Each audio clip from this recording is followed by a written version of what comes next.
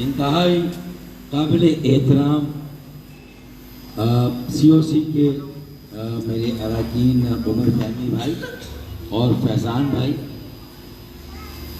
और मेरे बंस road town के तहरीकी जिम्मेदार साथियों और कारकुनों, मेरे उम्मीदवार बराए हल्का सूबा असम्बली PS 109 इफ्तिखार कायम खानी भाई और आहलियाने अब्दुल जब्बार प्लाजा, अस्सलाम वालेकुम। मुझे मालूम है कि आपका ये प्रोग्राम कुछ रोज़ पहले भी होने वाला, लेकिन जाहिर है कि वो मेरी तमन्नाई, मेरा वक्त और वसाइल दो जगह बढ़ गए हैं।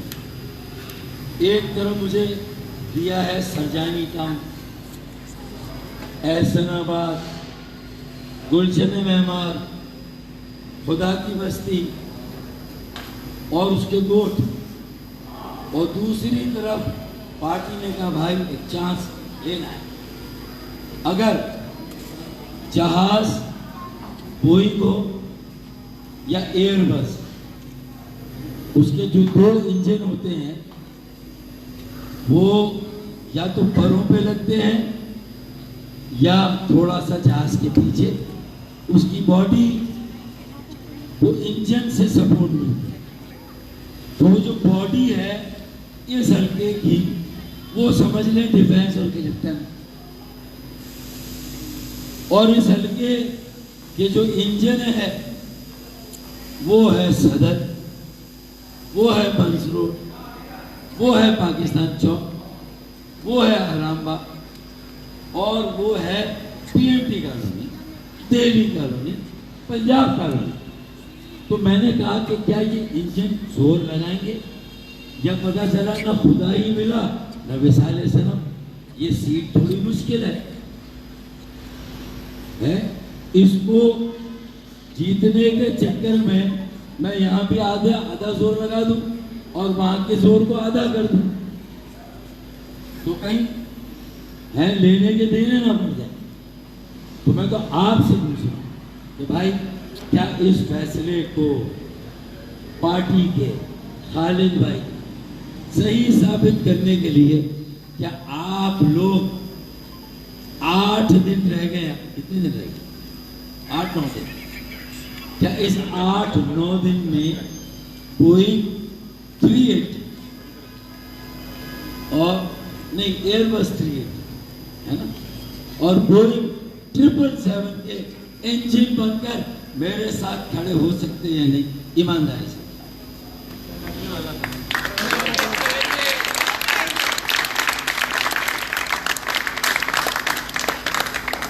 अगर नहीं हो सकते मैं खालिद को बता दूं कि भाई फिर मैं वहीं काम करूं।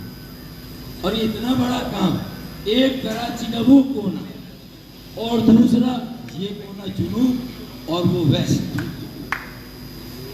और मुझे कहा गया कि भाई ये आपको सुनना है कि एक ही सफ में खड़े हो गए डिफेंस और एहसनाबाद, एक ही सब में खड़े हो गए डिफेंस और एहसनाबाद, ना कोई बर्गर रहा ना कोई बन कबाब। कबाब बताइए, अगर आप इसमें बर्गर और बन कबाब में सही कीमा नहीं डालेंगे, मसाले सही नहीं डालेंगे, सही ब्रेड नहीं होगी, तो ये दोनों का मिलाप कैसे होगा? तो यार एक चांस लेते हैं, मेहनत करते हैं, तय करें कि पिछली मर्तबा जब्बार प्लाजा से जितने वोट MPL को मिले थे, इस मर्तबा यहाँ कम से कम 90% की हमें पोलिंग करनी है।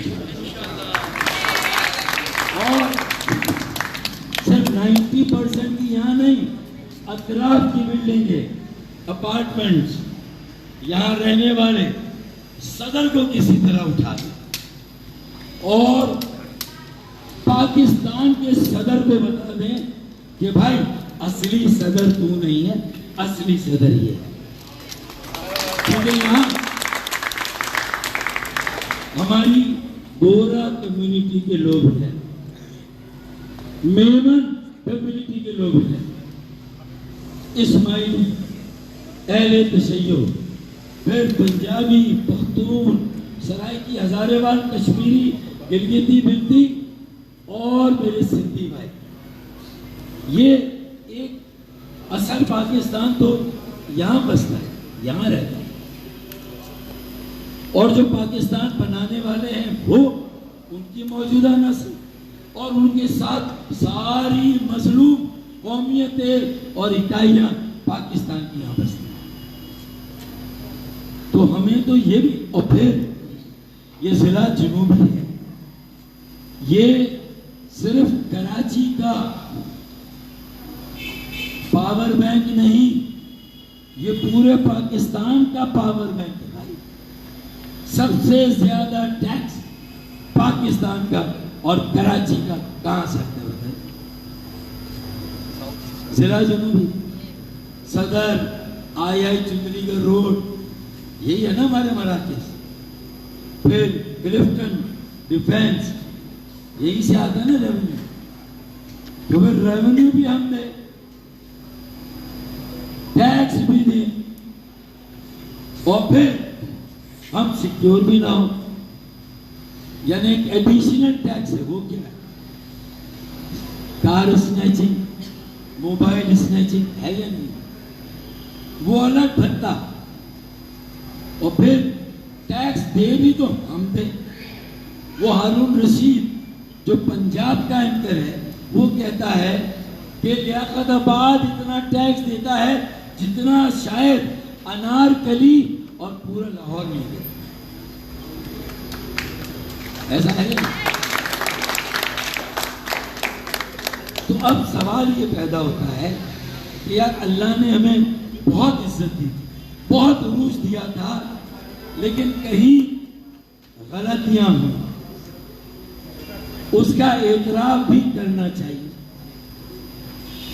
गलतियों का एतराफ भी करना चाहिए और उस पर निदामत का इजहार भी करना चाहिए, और उन गलतियों को ना दोहराने का अहद भी करना चाहिए, और उन गलतियों का इजाला करने का भी अहद करना चाहिए।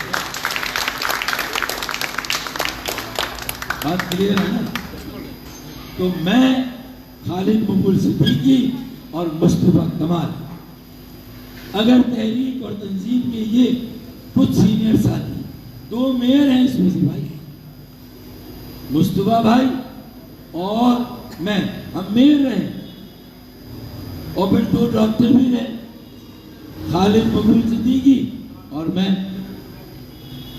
तो ये कॉम्बिनेशन एक कलेक्टिव लीडरशिप का कम्मा कि यहाँ जो लीडरशिप है, ये बच्चे बड़ा अच्छा काम कर रहे हैं। उन्हें बताया कि किस बात पे तालीम भी जाना और किस बात पे नहीं है। शाबाश इन बच्चों के लिए तालीम।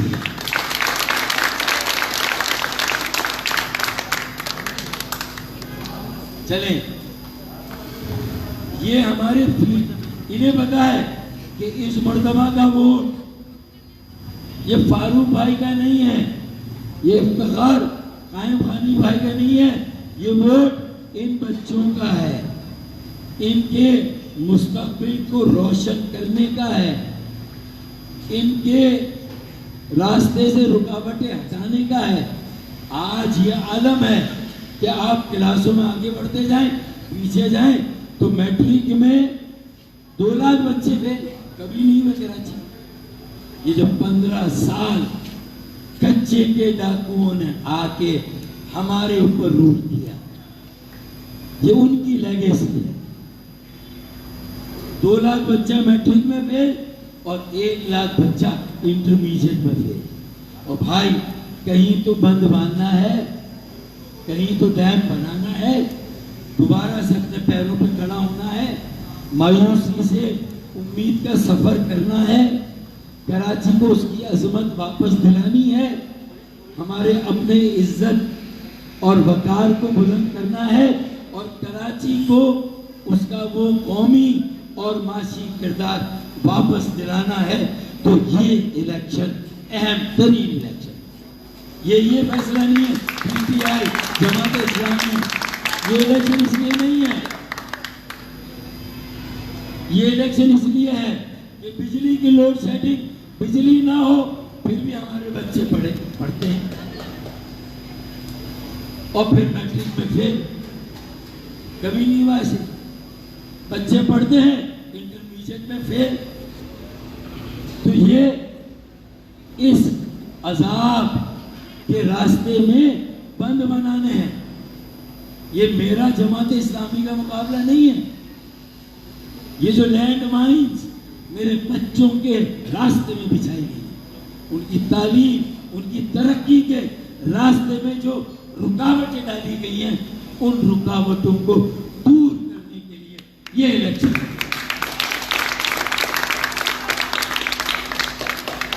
इसलिए ये इलेक्शन में खालिद भाई और मुस्तफा भाई नहीं लड़ रहे हैं। ये पाकिस्तान बनाने वाले, उनकी मौजूदा नस्ल, पाकिस्तान चलाने वाले, सिंध के शहरों में रहने वाले अक्सरियत और जो मजलूम हैं, ये उनकी बका और सलामती का इलेक्शन, ये आखिरी चांस है।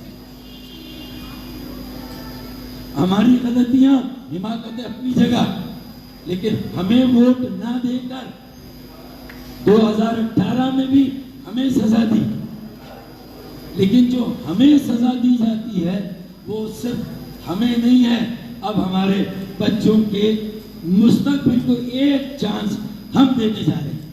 इसलिए अगर एक मास्टर प्लानर, कराची का मास्टर प्लान इफ्तिखार भाई ने बनाया, इनको मौका दिया तो 110 में एक आईटी कंसल्टेंट फिनटेक था, 40 साल से कम उम्र का, नेक्सो क्रिप्टो करेंसी और क्यू पेमेंट के कंसल्टेंट शारिक नसीम को डिफेंस सर्टिफिकेट दिया क्लिप्टन से।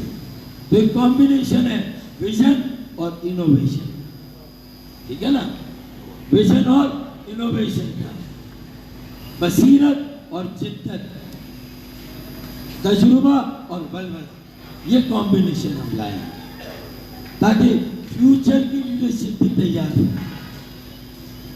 तो ये इलेक्शन गैर मामूली अहमियत का है। इसकी अहमियत सादा जीत और सादा हार की नहीं है। 18 सीटें किसी भी तरह इंशाअल्लाह कौमी असेंबली की लेनी है और 40 सूबा असेंबली की लेनी है।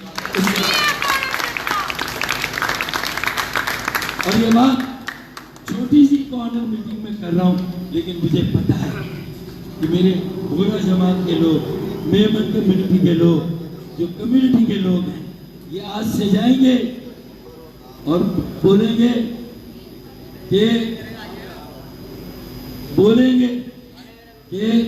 ए खदीजा चूल्हा बंद कर, बताइए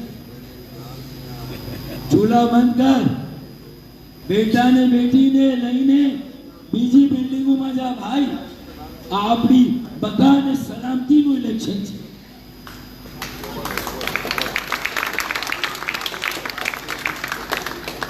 और मसीह बरादरी भी है।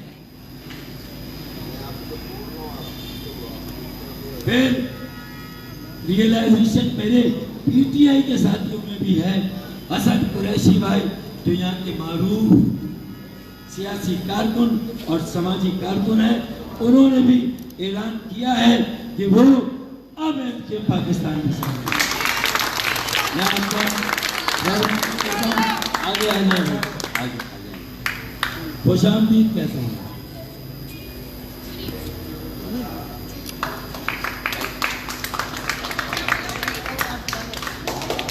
तो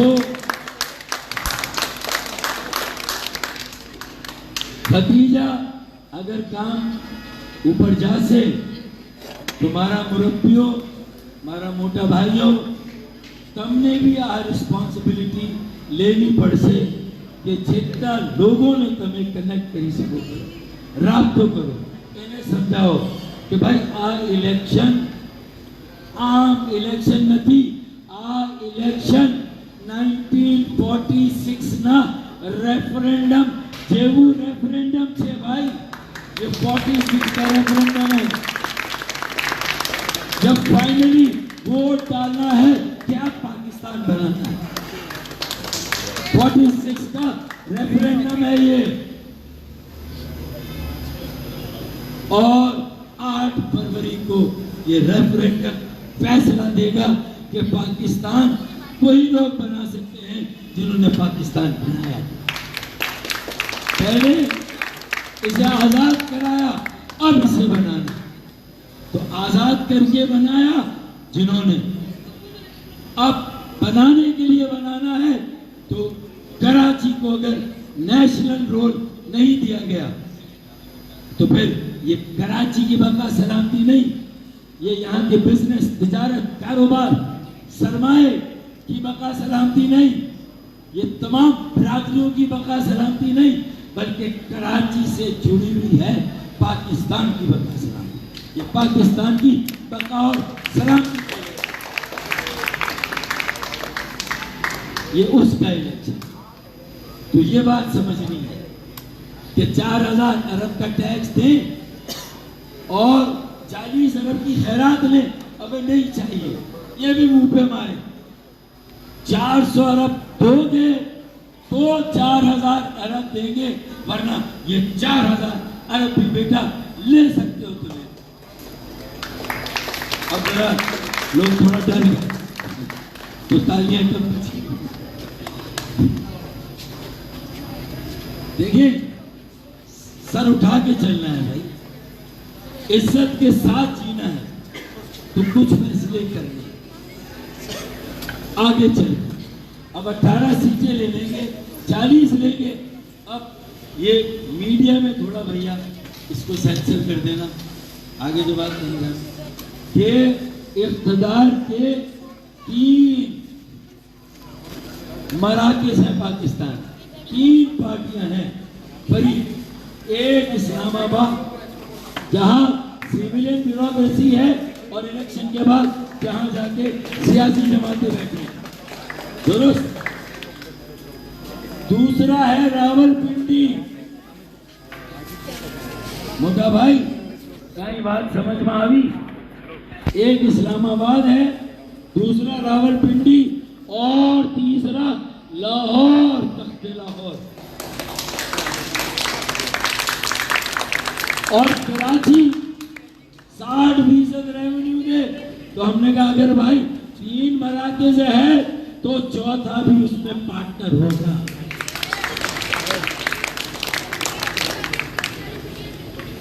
चौथा भी उसमें पार्टनर होगा जो फैसले होंगे उसमें हम भी शामिल होंगे और इन तीनों मराकज़ के लोगों को एंगेज किया समझाया कि भाई अब अगर कराची को इग्नोर करोगे अब अगर कराची को दीवार से मुसलसल लगाओगे अब अगर कराची को मुसलसल दबाओगे 40 अरब की खैरात पे रखोगे तो बेटा समझ लो तुम उस शाख को काट रहे हो जिस शाख पे तुम तीनों खुद बैठे हुए हो हम तो गिरेंगे लेकिन बेटा तुम भी ना बचोगे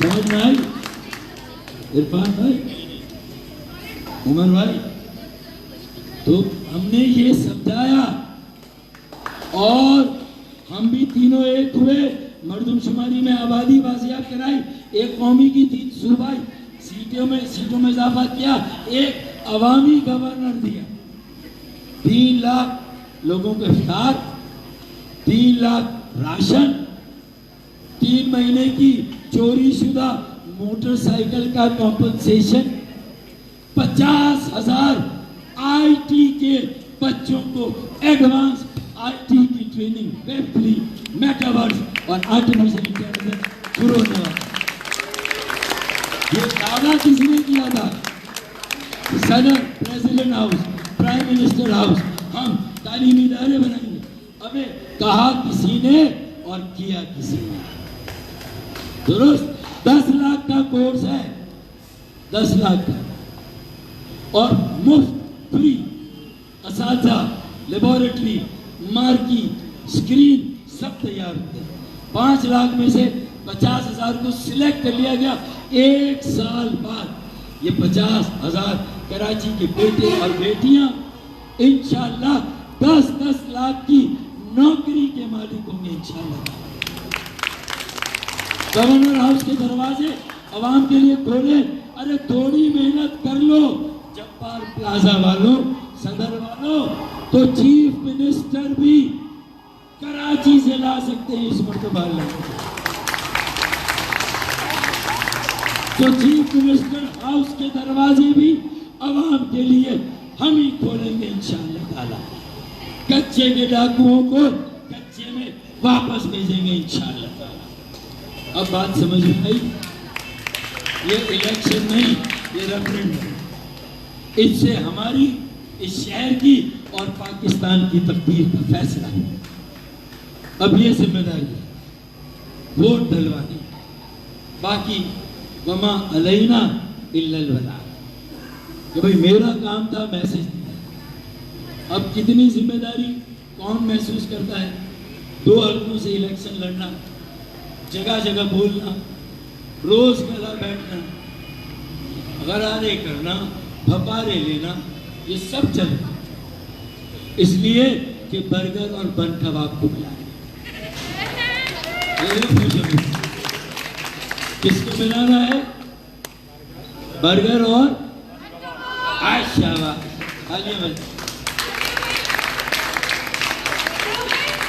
बर्गर और बन कबाब को मिलाना इंशाअल्लाह, ठीक है ना?